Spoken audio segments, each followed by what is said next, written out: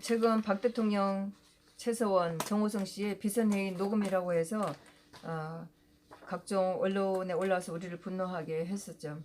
17일 저녁에 조원진 대표가 심수미가 그런 방송을 했다고 해서 제가 바로 JTBC에 들어가서 10분 미만짜리 동영상을 2개 봤었어요. 근데 그 내용은 2017년 12월 달 재판에서 정호성 씨의 폴드폰 내용이라고 해서 다 나온 거였었어요. 어제 유튜브를 봤더니 JTBC가 10분 미만짜리 여러 개를 올린 것을 보고 제가 댓글을 달고 페이북에도 톡방에도 올렸었죠.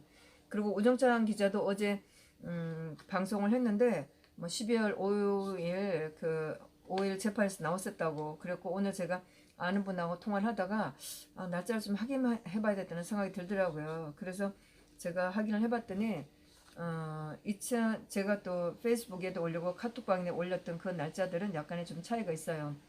2017년 12월 2일자라고 해서 제가 톡방에 올린 거는 2012년 1일자의 금요일날 재판이었었어요.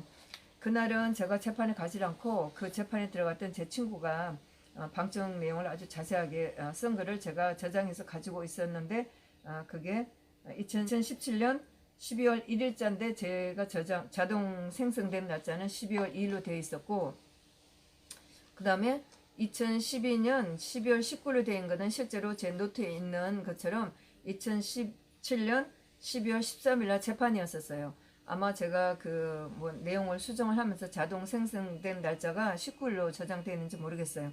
하여튼 이렇게 날짜는 제가 정정을 하고 그 재판 내용을 제 노트에 찾아봤더니 2017년 10월 13일 날 재판에 송승훈이라는 중앙지검 소속 8급 검찰 서기관이 증인으로 나왔었어요. 정호성 씨 폴드폰에 있는 것은 다운로드해서 CD로 만든 것은 허종욱 수사관이라고 하는데, 송승훈은 뭘 했는지 이경재 변호사가 신문을 했는데, 아마도 이때 증인이나 기술적으로 검사하는 부분이 변호사가 잘 동의할 수 없는 그런 게 좀 의심스러운 면이 있었던 것 같아요. 그래서 CD1, CD2 이런 것도 얘기됐었고, 검사가 좀 나갔다 오더니 전화를 하고 오더니 CD2다 이렇게 한 게 있었어요. 그리고 이제 변호사가 양자 대화가 있어야 한다. 양자의 말 몇 마디 있었다고 해서 불리한 말 내서 뒤섞어 버리는 건데, 이것은 기술적으로 어느 것이 섞였는지 이런 것도 알지 못한다. 그러면서 그렇게 하면 기술적으로 포렌식 감정을 해야 된다. 근데 그렇게 다투고 싶진 않다. 3자 대안은 없다고 검찰이 입증하고 있으나 3자 대안은 없다는 전제하겠다. 이렇게 얘기를 했고, 또 변호사가 CD2 만든 사람 허정옥을 압니까? 이렇게 물었어요. 그랬더니 증인으로 나온 사람이 이름만 안다고 이렇게 얘기를 했었고, 그러니까 이제 변호사가 이거 허정옥이 만들 거라고 했는데 이렇게 물으니까 증인이 어제 만들었다고, 즉 2017년 12월 12일 날 만들었다고 이렇게 얘기를 했어요. 그러면서 증인이 처음으로 다운받은 시점이 12월 14일이었고 어제 이것을 받고 그대로 두고 어제 2, 3시경에 CD를 만들었다고 이렇게 얘기를 했어요. 그래서 녹취록 기존 거 나와 있는 걸로 보고 했다고. 그래서 기존에 나와 있는 녹취록과 비교해서 만들었다 이렇게 얘기를 한 거예요. 변호사가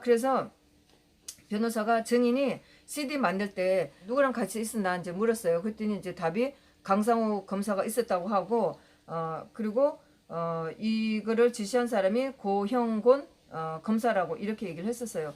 이 강상묵이나 고형곤 검사는 대통령하고 최수원 씨 재판에서 아주 지대한 공헌을 했던 사람이죠. 예.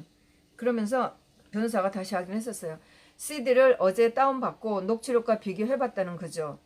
허정욱이 다운한 걸 증인이 만든 것과 비교해봤다는 건가요? 허정욱이 만든 것을 봤다는 거죠. 재차 물었었어요. 그래서 저도 그걸 들으면서 어처구니 없었었죠. 그래서 변호사가 결국은 이제 이렇게 정리를 했죠. 1차 포렌식 검사를 믿을 수가 없어서 다시 다 해달라고 했는데 1차를 틀어놓고 검사하고 앉아서 이거 넣어 저거 넣어 한 내용 못 받아들인다. 이렇게 이경재 변호사가 간단하게 그냥 끝내버렸어요. 그랬는데 그때 이제 녹음이 틀었을 때 녹음이 굉장히 깨끗했었어요. 그래갖고 제가 그때 걱정을 많이 했죠. 야, 오늘 기자들 신나겠구나. 아주 신나게 기사를 쓰대겠구나. 이렇게 걱정을 하면서 제가 기자들 있는 뒤쪽을 쳐다봤었죠.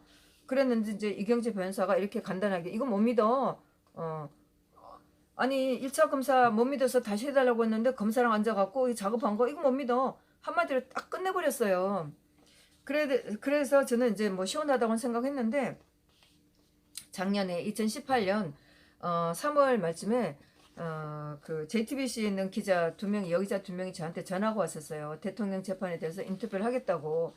그래서 전화로 한 20분 동안 통화를 했는데 그 다음날 만나서 인터뷰를 하자는 거예요. 그래서 제가 그러자고 했죠. 그랬는데 그러면서 제가 나중에 이제 메시지를 그랬어요. 내일 인터뷰할 내용을 질문서를 보내달라. 그랬더니 조금 있다가 전화가 와서 인터뷰를 취소를 하겠다고. 아마 그때 이제 MB 관련권도 있었는데 MB 관련권으로 아마 이거는 취소를 하겠다고 그렇게 해서 이제 인터뷰를 안 하게 된 적이 있었어요. 그랬는데 제가 이제 4월달 돼서 얘네들이 어떻게 방송을 했는지 궁금해서 제가 그 JTBC 그 프로그램을 찾아서 들어가 봤었어요. 그랬더니 물론 이제 대통령 선고한 날 4월 6일 날 그 방송을 했던 내용인데 당연히 뭐 아주 악의적으로 방송을 했었어요.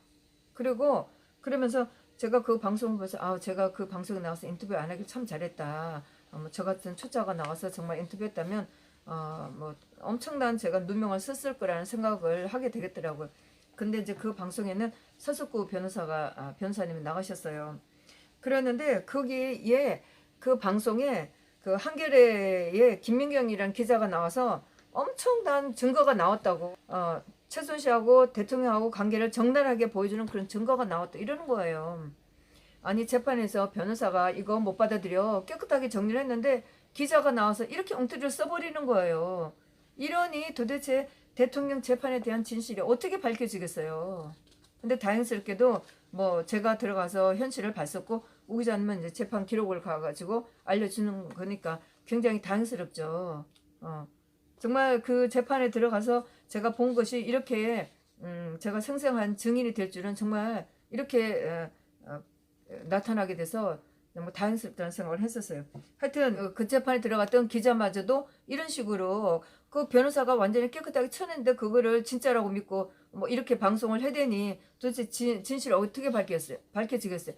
그랬더니 또 1년이 지난 지금에 와서 온 방송에서 그거를 최순실하고 대통령하고 정호성 씨가 3자 앉아갖고 그렇게 했고 최순실가 대통령을 지배했다는 식으로 이렇게 얘기를 온 방송에 떠들잖아요. 그래서 저는 마침 그 17일 날 변혜재 씨가 석방이 돼서 나오니까 아무래도 JTBC가 이제 또 자기네가 조작한 게 겁이 나서 또 이렇게 개망신을 대통령 개망신 준다 이렇게 생각했었어요.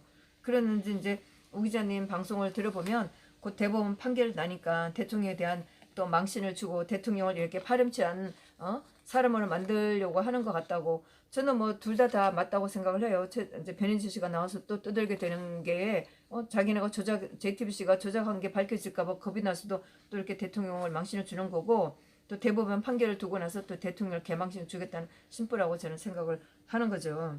예, 그렇게 해서 그러고 있다가 이제 그날 재판에서 이제 그 증인이 돼서 이경재 변호사가 이경재 변호사하고 검사하고 옥신각신을 하다가 이제 그 건은 물론 이경재 변호사 깨끗하게 쳐내버렸었어요. 그리고 이제 다른 건 뭐 그 삼성 건 뭐 이제 다른 건으로 얘기를 하고 있다가 이경재 변호사가 이렇게 얘기를 했어요. 내일 결심이다. 당구 풍월. 서당께 3년이면 풍어를 읊는다 이런 얘기를 이런 이제 속담을 얘기하면서 대통령하고 최순실 40년 직이다. 대통령이 야당 정치인으로 생활을 했을 때부터 같이 도와주고 했었다. 근데 그런 사람이 있었는데 얘기도 못하냐 이제 이런 식으로 좀 얘기를 했었고 그리고 당시 그 지금 얘네들이 뭐 언론에서 좀 비선회의 국론일 해갖고 비선회의 녹음해놔서 막 떠들었던 그런 얘기는 당시 그 대통령 선거할 때 그런 얘기 다 나왔던 얘기다. 2013년 2월 17일 대통령 그 취임식 하기 전인데 그 인선이 다 안 꾸며질 때였었잖아요. 하여튼 그래서 이경재 변호사는 그 주변 사람으로서 그런 얘기를 못하나 이렇게 이제 얘기를 해가면서 그러면서 어디에도 이제 녹음이었죠. 어디에도 대통령은 체가 공모했다는 말이 없다. 창조경제, 경제부흥, 한반도 얼마나 많은 사람들이 이런 화두를 놓고 말을 했나. 그러면서 이경재 변호사가 2014년 정윤회 씨 사건으로 최수원 씨를 처음 봤을 때 사실 뭐 이경재 변호사도 그렇게 좋지 않은 인상을 받았다고, 최수원 씨의 말투가 툭툭하는 말투고 뭐 그런 식으로 본인의 주장을 펼치는 걸 봤다. 그런데 그런 태도로 대통령을 압박한다는 투를 하는 것은 정말 검찰이 너무 비약하는 거다. 이렇게 얘기를 했어요. 그러면서 이제 그러고 나서 이제 최수원 씨가 얘기할 시간이 있었어요. 그러면서 최수원 씨가 녹음 파일 대통령 아마 당선된 전후로 된 것 같은데 다 잘라서 국정 개입했다고 한다. 대통령 우습게 보고 대통령 한 말 그런 거 다 자르고 정호성 씨가 예민한 사안 물어보고 나는 기억이 안 나고 비서관 회의를 통해서 나라 정책이 정해지는 것이 내가 끼어서 개인의 의견을 하는 게 아니다. 내가 했던 그런 말 정도는 다른 사람도 할 수 있는 거다. 대통령 그러면서 재판장이 잘 판단해 주길 바란다. 난 국정에 끼고 싶지도 않고 끼지도 않았다. 이렇게 얘기를 했어요. 그러면서 그랬는데 이제 그날 또 특검이 최수원 씨를 추가 기소를 한 날이었었어요. 그 다음날 2017년 12월 14일 날 결심인데 하루 전인 13일 날 또 추가 기소를 한다고 했었어요. 그러면서 2017년 11월 기소한 한모 씨, 이 사람이 독일 교포 데이비드 윤이라는 사람하고 공모한 게 있는데 이거 여기 이 건으로 대통령 최수원 씨를 추가 기소를 하겠다고 제출을 한다고 그런 거예요. 그러면서 검찰이 하는 얘기가 이 자료가 이 사람들 이제 기소 당한 이게 중요하다. 근데 이 사람들의 자료가 뭐 기소되는 게 이 사람들이 낸 자료가 늦기 때문에 지금 제출한다고 이렇게 하면서 그날 12월 13일 날 최수원 씨를 추가 기소를 한다고 얘기한 거였어요. 그런데 이 건은 그 한모라는 사람가 그 독일 교포 그 데이비드 윤이 공모를 해서 그 허니마을 개발권을 따준다고 하면서 50억을 달라고 했었어요. 그러면서 먼저 착수금으로 5억을 달라고 했는데 그 건설회사의 회장이 5억이 없어서 하여튼 어떻게 만들라고 3억을 줬는데 이게 나중에 이제 사기라는 거를 자기가 알았었죠. 이것도 사건이 그렇게 멀지도 않았었어요. 2016년 아마 4월인가 5월인가 이렇게 사기를 친 거였었어요. 그랬는데 그 몇 달 후에 뭐 4, 5개월 후에 대통령 사건이 터졌었죠. 그랬는데 그러면서 이 검사가 하는 얘기가 2016년 4월 18일 안정범 수첩에 허니마을 기재한 내용이 있다는 거였어요. 이재용 씨 재판에서도 왜 그랬는지 모르지만 하여튼 이재용 씨 재판에서도 이 허니마을 얘기하면서 대통령을 추가 기소한다는 그런 얘기가 나왔었고 하여튼 최수원 씨를 추가 기소를 한다고 그랬는데 그래서 제가 이 허니마을 개발권도 제가 재판에 들어가 봤었어요. 그게 뭐 그랬는데 최수원 씨가 증인으로 나오기로 돼 있었는데 최수원 씨가 그때 뭐 수술도 하고 그래서 기회에 나오진 않았었어요. 근데 그 재판장이 조의원 재판장이었는데 이 사람이 마지막 결심할 때 거기에 최수원 씨를 집어넣는 거예요. 제가 나와서 복도에서 그랬죠. 아니 판사가 어떻게 저럴 수가 있냐고. 도대체 최수원 씨가 대통령 국정 개입에 개입했다는 게 뭐가 있다고. 아니 이 재판에 그 흔히말 개발 재판에 최수원 씨를 어떻게 집어넣을 수 있냐고 제가 막 소리를 쳤는데 2심에서도 똑같이 그 판사가 최수원 씨를 덜먹이는 거예요. 그리고 대통령 재판에서 이게 판결도 완전히 이게 판결도 안 났는데 재판 중인데 그 최수원 씨가 대통령 공모했다는 그 말을 그 재판에서 어떻게 넣어요? 그리고 그 사람들이 최수원 씨를 팔아먹고 사기를 친 건데 그 최수원 씨하고 무슨 상관이 있었어요? 제가 그 재판을 보면서도 아니 내가 나가서 돌아다니면서 대통령을 안다 최수원 씨를 안다 그렇게 하면 사람들 돈 달라고 하면 사람들이 다 돈을 주나요? 준 사람도 좀 한심한 거죠. 하여튼 그랬는데 그 뭐 데이비드 윤이 한국에 와서 한국에 있는 사람하고 돌아다니면서 그렇게 최수원 씨를 좀 팔았어요. 근데 그걸 가지고 돈을 줬는데 그 건설회사 회장이나 뭐 그 직원들이 나온 재판에도 제가 들어가 봤는데 어처구니 없었죠. 도대체 아니 그 사람들은 뭘 믿고 돈을 줬는지 모르겠어요. 그런 엉터리 뭐 하여튼 그 사람들도 좀 한심했었고 재판도 엉터리였는데 아니 선고를 그렇게 엉터리를 하는 걸 봤었어요. 그랬는데 이제 그날 하여튼 그 검사가 최수원 씨를 추가 기소를 한다고 이제 그렇게 하면서 얘기하니까 얘기를 했었고 그러니까 변호사가 공소장 동의를 못한다. 왜 검사들이 지금 증거에 목말라 하는지 모르겠다. 허니 마을에 관련돼 있다는 증거가 있으면 추가 기소를 해라.